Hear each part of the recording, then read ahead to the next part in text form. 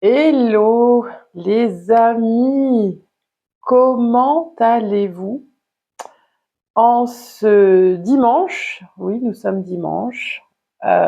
Évidemment, je n'ai pas regardé les dates avant de lancer le tournage de la vidéo. Demain, nous serons le 9, du 9 au 15, voilà. Donc, bienvenue sur cette guidance du 9 au 15 mars 2026. Comment allez-vous de votre côté? Dites-moi dans les commentaires. Comment s'est passée cette semaine pour vous qui vient de s'écouler? Je vous avoue que moi, il y a eu tellement d'expériences et d'événements.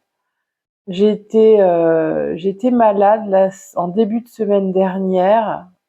Je revenais d'un week-end chez mes parents, très agréable. Il a fait super beau, le soleil, le ciel bleu, la totale.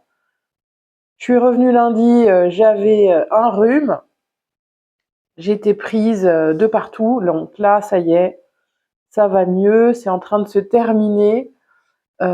Et puis voilà, la semaine a eu son lot d'événements, d'expériences.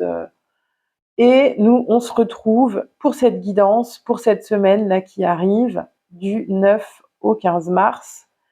Et le tarot qui a voulu venir en même temps, c'est aussi dans les énergies que j'ai traversées de la semaine, hein. Nous avons le Tripinweight Tarot dans sa version étoilée. Alors, je ne sais pas si vous allez bien voir vraiment.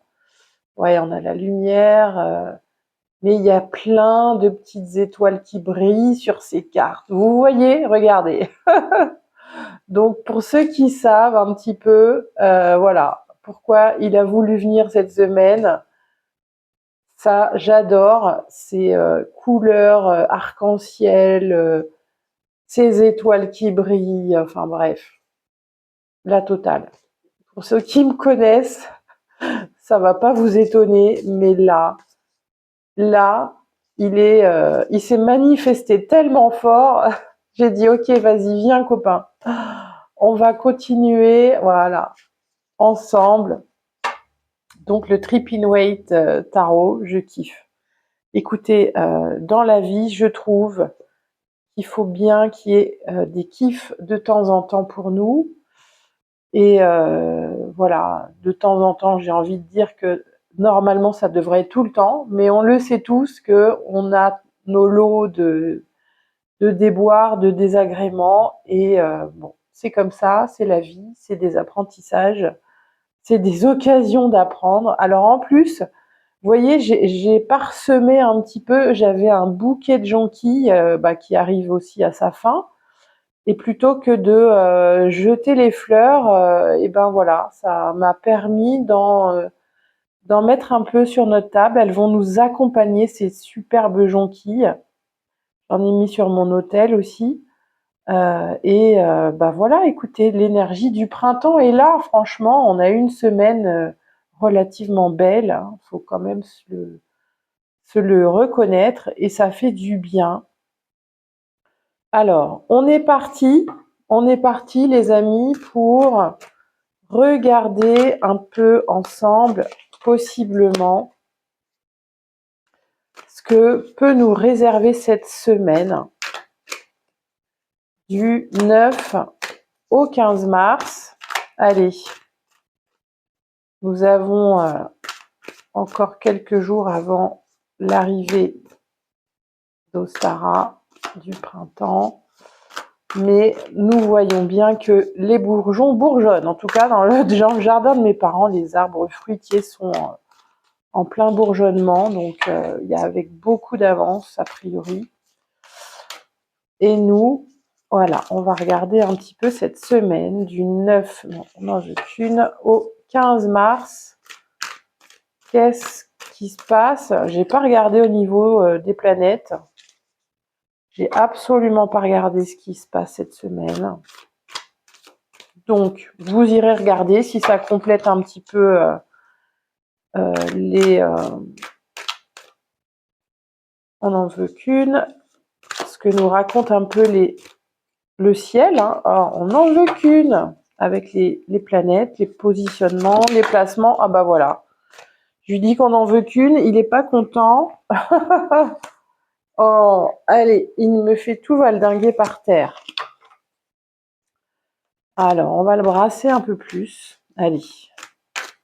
Qu'est-ce que... Ok, on en a. Voilà. Oh, c'est le roi de bâton qui voulait venir. Et, oh bah, voilà, ça y est. Il est mûr. Alors, qu'est-ce que nous avons? On va regarder ça. En centrale, nous avons l'ermite.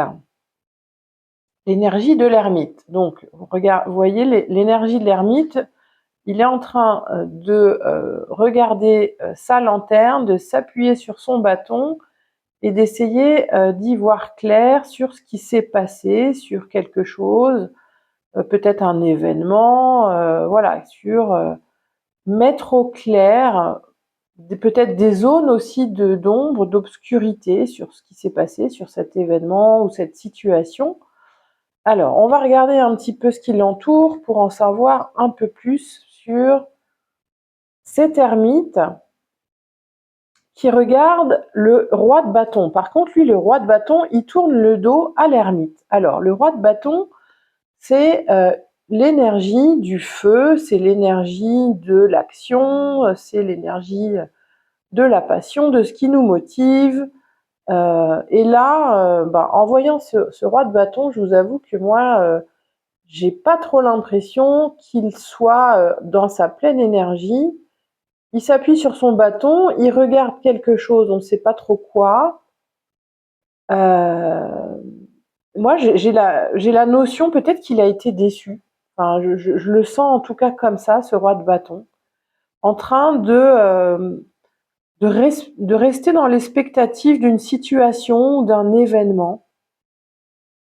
Donc, qu'est-ce qui cette semaine nous demande notre attention, notre introspection nous demande un petit peu de regarder qu'est-ce qui s'est passé, voilà, dans quelques jours auparavant, quelques semaines, par rapport à une situation, quelque chose qu'on est en train de vivre et qui devrait nous réjouir, qui devrait faire en sorte que nous sentions forts, puissants, envie d'avancer, mais j'ai l'impression que c'est pas le cas dans ce tirage-là. Et en plus, nous avons la reine d'épée. Vous voyez un petit peu ces personnages. Donc, nous avons un arcane majeur et deux personnages de cour. La reine de bâton, alors elle, pour le coup, vous voyez, les deux personnages de cour tournent le dos à l'ermite. L'ermite, lui, ce qu'il souhaite, c'est vraiment mettre au clair cette situation. Sauf que à gauche, ça regarde ailleurs, et à droite, ça regarde ailleurs aussi. La reine de bâton, elle est en train de réfléchir à cette situation, mais elle a déjà pris ses décisions en fait. Moi, j'ai l'impression qu'elle a déjà pris ses décisions justement par rapport à cette situation, les décisions qu'il était nécessaire de prendre. Elle tourne le dos à l'ermite, donc elle a... Alors, est-ce qu'elle a fait ce travail d'introspection avant de prendre ses décisions? Je ne sais pas. Mais pour le moment, moi j'ai l'impression que chacun regarde de son côté. L'ermite, lui, il regarde sur lui-même en fait, hein, il regarde vraiment à l'intérieur de lui, et les deux personnages regardent à l'extérieur. Donc peut-être que vous me direz dans les commentaires s'il y a eu cette situation, cet événement qui vous demande en fait de faire le point, de réfléchir, peut-être d'éclairer certaines zones un peu d'ombre avant de prendre des décisions, parce que ça pourrait nous faire aussi regretter en fait nos décisions. Donc c'est prendre le temps de réfléchir, de voir les tenants, les aboutissants, peut-être ce qui n'a pas été compris aussi précédemment, avant de pouvoir continuer à avancer et de repartir dans cet élan, dans cette situation, peut-être dans une situation nouvelle aussi. En tout cas, là, moi, j'y vois vraiment la notion de prendre le temps de revenir sur la situation, de se poser certaines questions avant d'entreprendre ou d'acter une décision.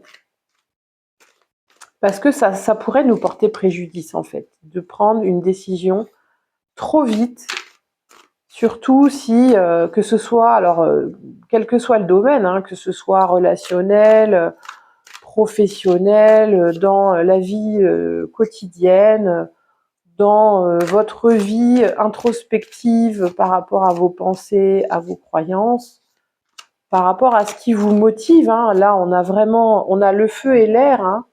Donc ça peut être une situation, voilà, qui nous a fortement sollicité dans l'action, qui nous a demandé aussi beaucoup de réflexion et sur laquelle nous avons besoin là maintenant de nous poser quelques instants. Alors, on va faire le tirage et ok, ça sort. Ah oui. Alors, qu'est-ce que nous avons? Nous avons la 3 de denier. Donc les deniers, c'est la terre, c'est les aspects aussi matériels, ça peut être aussi la gestion de la vie quotidienne, la santé, le travail, voilà, tous ces aspects-là. Et là, le 3 de denier vient se placer sous l'ermite. Donc par rapport à cet événement ou cette situation qui nous demande, en fait, qui se passe clairement avec d'autres personnes, hein. Alors ça peut être dans le domaine du travail, hein, ça peut être dans le domaine de la gestion du foyer, de la maison, dans tous ces domaines-là. Et ça nous demande vraiment de revenir, hein, parce que l'ermite, c'est regarder à l'intérieur, c'est revenir sur cette situation et sur la façon dont elle s'est, comment dire, dont on l'a vécu, mais surtout dont qu'est-ce que ça a mobilisé en nous comme ressources ou comme négociation, parce que j'y vois aussi dans ces 3 O'Neill la notion de négociation. Qu'est-ce qu'on a dû négocier avec les autres et qui nous a plongé en fait dans une réflexion profonde, parce que peut-être que ça nous paraissait pas forcément juste. Et à côté du 3 de denier, nous avons le cavalier de coupe. Donc c'est ce que je viens de vous dire. Qu'est-ce qui, dans cette situation, dans laquelle nous avons été peut-être fortement ébranlés aussi, qu'est-ce qui a cloché? Qu'est-ce qui a déconné en fait dans cette négociation, dans cette situation qui implique d'autres personnes, où nous aurions dû gérer la situation pour qu'elle soit la plus juste, équitable, voilà, pour que tout le monde y trouve son compte. Et au final, on voit que ça n'a pas été le cas avec le 3 d'épée. Donc le 3 d'épée, ça peut être une situation, un conflit, hein, qui clairement qui a été éclaté, qui s'est produit, qui nous a monopolisé toute notre énergie, toutes nos pensées, tout notre mental, qui a pu aussi nous faire sentir, où on a pu ressentir voilà, plusieurs émotions désagréables, de la tristesse peut-être même, parfois de la peine. Ça peut être aussi de l'injustice, peut-être qu'on s'est fourvoyé, peut-être qu'il y a eu des illusions aussi, hein, qui se sont effondrées, écroulées. Et vraiment, là, ça nous demande de revenir sur tout ça et de faire le point.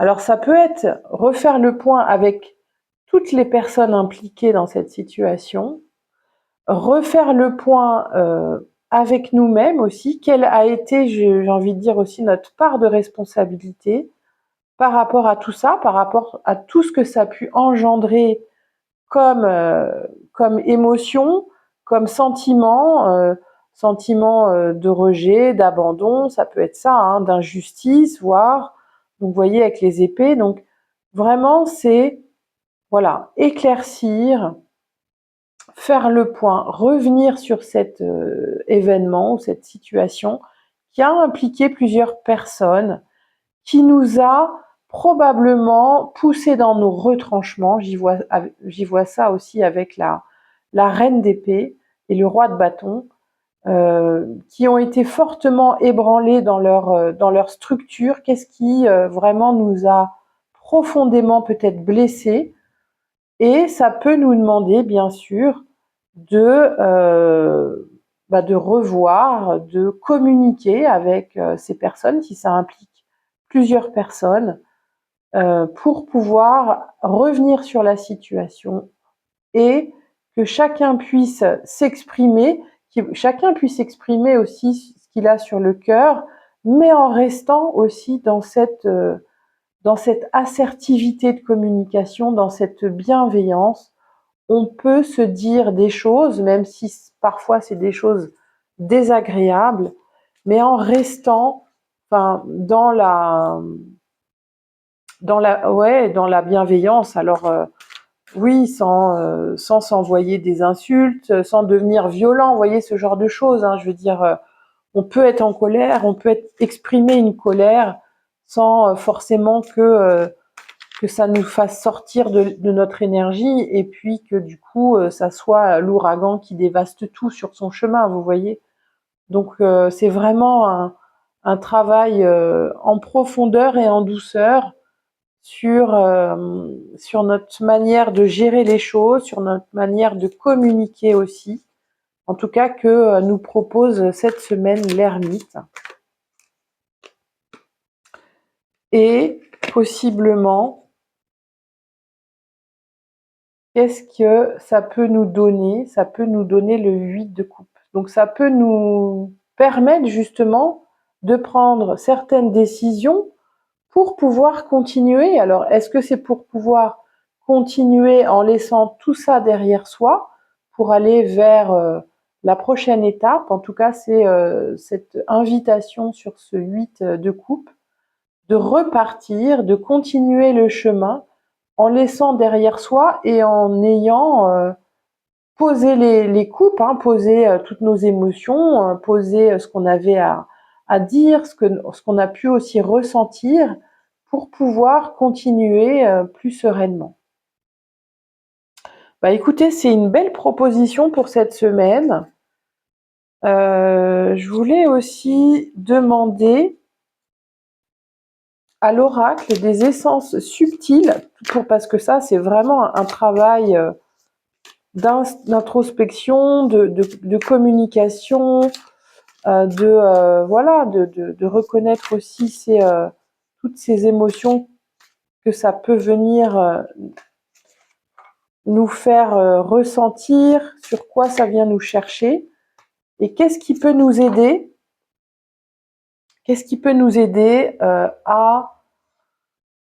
à libérer tout ça pour notre propre cheminement. C'est l'essence du citron. Oh, c'est marqué se révéler, c'est magnifique. Le citron. Alors le citron, pour moi, c'est aussi dans son usage pour se nettoyer. Moi, j'y vois la nécessité du nettoyage énergétique, justement, pour pouvoir rester dans ce qu'on a à dire, dans une façon de pouvoir aborder la situation, l'introspecter.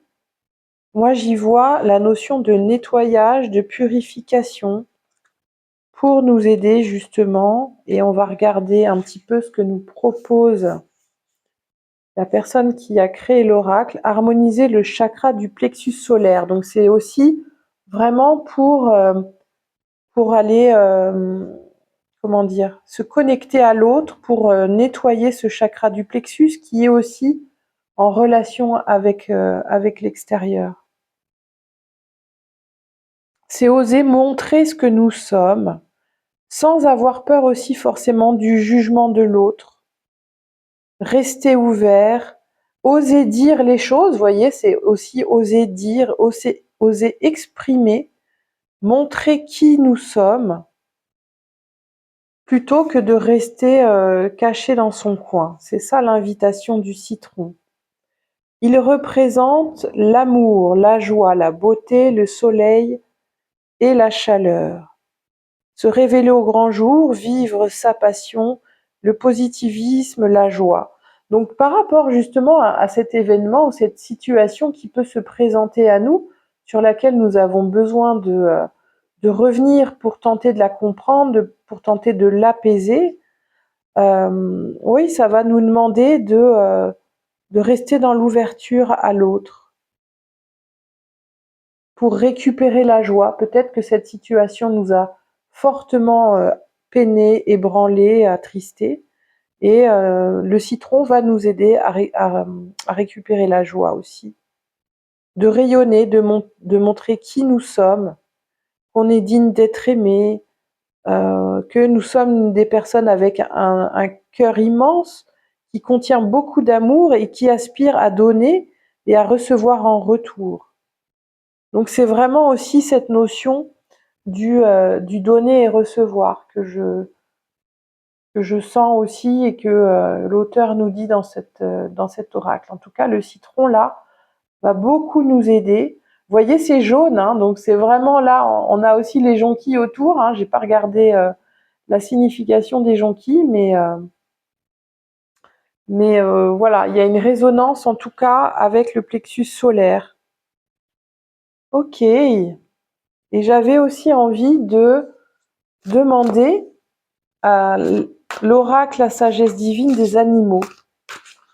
Quel animal, justement, pourrait nous guider dans ce travail pour cette semaine, voilà, dans ce qu'on a à régler, dans ce qu'on a à faire par rapport à cette situation, cet événement? Quel est l'animal qui va pouvoir nous guider? Alors, nous avons, waouh, le cheval. Vous voyez, le cheval, il sort d'une porte. Donc, c'est vraiment sortir une fois qu'on aura été visité et qu'on aura compris, en fait, les leçons, la sagesse de l'ermite. Le cheval va nous aider à sortir, en fait, à oser nous montrer, à sortir de la situation pour continuer à avancer. Waouh, super. C'est vraiment intéressant. Alors, je vais regarder si j'arrive à le trouver pour nous dire un petit peu ce que nous propose le cheval. Regarde dans le livret. Et là, c'est vraiment pour nous aider à sortir et à continuer la route. J'y vois ça comme ça. La liberté, le cheval. Pour être réellement libre, nous devons apprendre la véritable indépendance. Ayez confiance en vous, car ce n'est pas en écoutant des gens qui ont d'autres objectifs que vous serez à même de prendre des décisions justes et éclairées. La prise d'indépendance vis-à-vis de nos parents est un processus naturel, même si cela est souvent source de stress de part et d'autre. Votre véritable pouvoir réside dans votre capacité à savoir que vous avez toujours le choix et que ce choix vous appartient. Waouh, donc là, c'est vraiment une invitation à l'indépendance, à la liberté. La magie du cheval est profondément libre et puissante. Galoper à cheval permet d'expérimenter le vent de la pure liberté. Lorsque vous vous sentez piégé ou affaibli, faites appel à son énergie pour élargir votre champ de vision. L'énergie du cheval est associée à une longue histoire de guérison physique et mentale, et vous pouvez l'utiliser lorsque vous êtes malade ou en manque d'équilibre. Cette énergie invoque le calme et une présence solide et peut être utilisée pour apaiser votre esprit si vous vous sentez perturbé. C'est aussi l'expression de la magie de la confiance. Un cheval puissant peut aller là où il veut, il est cependant prêt à se laisser diriger. Tandis que la personne fait confiance au cheval dans son pied sûr, sa capacité de sauter ou de fuir le danger, le cheval lui fait confiance à l'humain pour être un bon partenaire qui ne le brimera pas, qui prendra soin de lui et qui le guidera. C'est un lien qui peut s'avérer extrêmement profond si vous vous y engagez. Si vous doutez de vous-même ou si vous vous sentez piégé, faites appel au pouvoir du cheval. Élargir sa vision et l'énergie.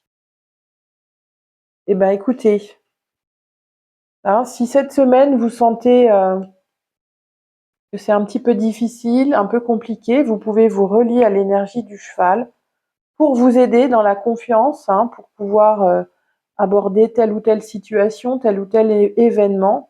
Et le citron, alors le citron, ça, on y a accès assez communément, on peut les trouver partout, les citrons, donc c'est vraiment intéressant, hein. Ça peut être boire un petit jus de citron le matin avec un petit peu d'eau, ça peut être sentir l'odeur du citron, ça peut être quelques gouttes dans la main si vous avez de l'huile essentielle de citron, euh, que vous pouvez mettre 1 ou 2 gouttes dans le creux de la main avec une autre huile un peu plus neutre et que vous allez vous masser le plexus solaire, par exemple. Donc voilà un petit peu. Bah écoutez, ce sont tous les conseils pour cette semaine. J'espère que ça vous aura parlé. Je vous souhaite une très très belle semaine. Vous me direz vraiment, pensez à partager, à liker, à mettre vos commentaires. Je vous embrasse très très fort et je vous dis à très bientôt pour d'autres aventures. Ciao!